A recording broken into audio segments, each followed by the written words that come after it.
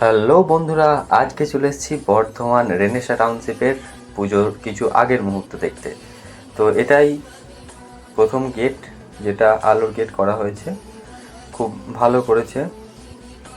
এবার সাচির আলোর গেট, তার সাথে রাস্তা ঠিক রোহিণীর পাশে, রোহিণী ফ্ল্যাটগুলোর পাশেই। আর এখানে গাছগুলোকেও খুব সুন্দর সাজানো হয়েছে। আর ওই যে দূরে দেখা যাচ্ছে মায়ের মণ্ডপ, তো সেখানেই মা বিরাজ করছেন। এখনও যদিও মা আসেননি, মণ্ডপটা একটু এগিয়ে দেখানোর চেষ্টা করছি।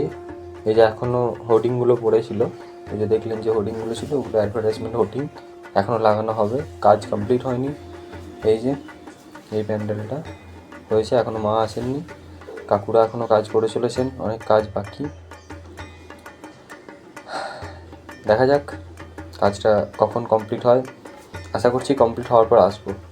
এটা ঠিক নীরের সামনে, নীর বলে রেনেসার যে জায়গাটি আছে, নীরের ঠিক সামনে এই প্যান্ডেলটি করা হয়েছে। এখানে লাইটগুলো দুর্ভাগ্যবশত অফ ছিল, না হলে হয়তো দেখতে পেতাম। এখানেও লাইটিংটা খুব সুন্দর করেছিল, কিন্তু আমি যখন ক্লিপিংটা করেছি তখন লাইট অফ ছিল।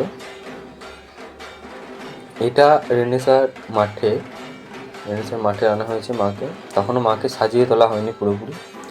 এখানে প্যান্ডেলটাও খুব সুন্দর করা হয়েছে, মাও খুব ভালো, মায়ের মূর্তিটি এখনও যদিও পুরোটা সাজিয়ে ওঠা হয়নি।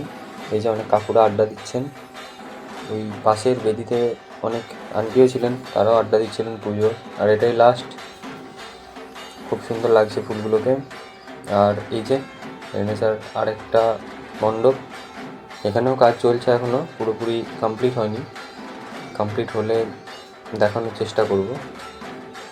এখানে লাইটিংটা খুব ভালো করেছে, মানে বেশ অনেকটা খোলা পরিবেশ, লাইটিংটা ভালোও লাগছে দেখতে।